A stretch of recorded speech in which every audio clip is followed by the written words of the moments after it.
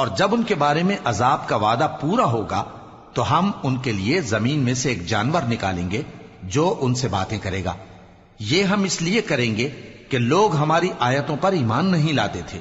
اور جس روز ہم ہر امت میں سے ایک بڑے گروہ کو جمع کریں گے جو ہماری آیتوں کی تکذیب کرتے تھے، پھر ان کی جماعت بندی کی جائے گی، یہاں تک کہ جب سب آ جائیں گے تو اللہ فرمائے گا کہ کیا تم نے میری آیتوں کو جھٹلا دیا تھا، حالانکہ تم نے اپنے علم سے ان کا احاطہ تو کیا ہی نہ تھا؟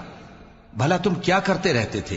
اور ان کے ظلم کے سبب ان کے حق میں وعدہ عذاب پورا ہو کر رہے گا تو وہ بول بھی نہ سکیں گے۔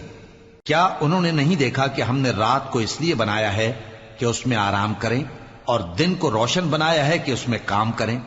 بے شک اس میں مومن لوگوں کے لیے نشانیاں ہیں۔ اور جس روز سور پھونکا جائے گا تو جو لوگ آسمانوں میں اور جو زمین میں ہیں سب گھبرا اٹھیں گے مگر وہ جسے اللہ چاہے، اور سب اس کے پاس عاجز ہو کر چلے آئیں گے۔ اور تم پہاڑوں کو دیکھتے ہو تو خیال کرتے ہو کہ مضبوط جمے ہوئے ہیں، مگر وہ اس روز اس طرح اڑتے پھریں گے جیسے بادل۔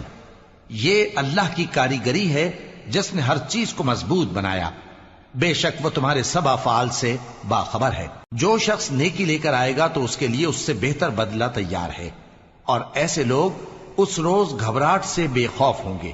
اور جو برائی لے کر آئے گا تو ایسے لوگ اوندھے منہ دوزخ میں ڈال دیے جائیں گے۔ تم کو تو انہی اعمال کا بدلہ ملے گا جو تم کرتے رہے ہو۔